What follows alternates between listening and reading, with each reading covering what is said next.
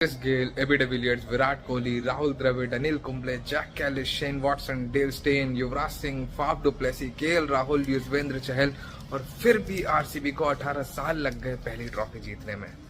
तो फिर सबसे बड़ा सवाल यह है कि आरसीबी ने ऐसा क्या बदला कि जिसके बाद आईपीएल के इतिहास की सिर्फ तीसरी ऐसी टीम बन गई जो बैक टू बैक चैंपियन बनी है।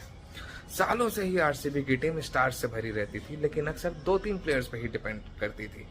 Chris Gayle, Virat Kohli, AB de Villiers या फिर किसी सीजन में मैक्सवेल। अगर ये चले तो आरसीबी चली, लेकिन जब ये फेल हुए तो बैटिंग एक्सपोज हो जाती थी। बॉलिंग में भी कहानी कुछ ऐसी थी। कभी डेल स्टेन, कभी चहल, कभी सिराज हमेशा अकेले लड़ते आए, लेकिन एक कंप्लीट बॉलिंग यूनिट कभी नजर ही नहीं आई। और फिर आया 2025 और पहली बार आरसीबी ने सिर्फ सुपरस्टार्स वाली टीम नहीं बल्कि एक बैलेंस टीम बनाई है। विराट हर बार की तरह रन्स बना रहे थे, लेकिन इस बार सिर्फ विराट नहीं, Phil Salt, Padikkal, Patidar, Tim David, Krunal Pandya, हर प्लेयर अपना रोल निभा रहा था। आरसीबी को शायद ये समझ में आ गया था कि ट्रॉफी सिर्फ 2 सुपरस्टार्स नहीं बल्कि 11 कंट्रीब्यूटर्स जिताते हैं। फिर आता है 2026। प्लेयर्स शायद ज्यादा नहीं बदले, लेकिन उनका अप्रोच और बदल गया। विराट और ज्यादा अटैकिंग, पाटीदार और फियरलेस, पडिक्कल और इम्पैक्टफुल, टिम डेविड और एग्रेसिव और कुणाल और ज्यादा रिलायबल नजर आए। सबसे बड़ी बात, सिर्फ कॉन्फिडेंस, इंटेंट ही नहीं बढ़ा, बल्कि एक प्लेयर से डिपेंडेंसी खत्म हो चुकी थी। अब अगर विराट फेल हुए तो फिल सॉल्ट थे, फिल सॉल्ट फेल हुए तो पाटीदार थे, वो फेल हुए तो टिम डेविड और पडिक्कल थे, वो फेल हुए तो कुणाल पांड्या थे।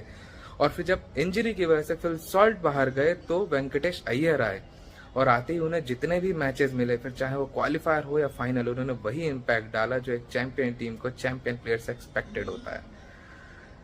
और बॉलिंग शायद वही सबसे बड़ा डिफरेंस रहा, क्योंकि भुवनेश्वर कुमार, जॉश हेजलवुड, कुणाल पांड्या, रसिक सलामदार, हर मैच में कंट्रीब्यूशन, हर फेजेस में विकेट, कोई एक हीरो नहीं बल्कि एक कंप्लीट बॉलिंग यूनिट की तरह लड़ते नजर आए।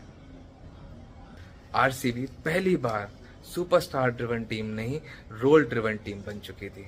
आरसीबी को 18 साल शायद जरूर लगे ये समझने में कि ट्रॉफीज 2-3 सुपरस्टार्स नहीं बल्कि 11 कंट्रीब्यूटर जिताते हैं। सबसे बड़े नाम नहीं, सबसे बैलेंस टीम जिताती है। क्योंकि 2-3 स्टार्स मैचेस जरूर जिता सकते हैं, लेकिन 11 प्लेयर्स की टीम मिलके ही टूर्नामेंट जिताती है।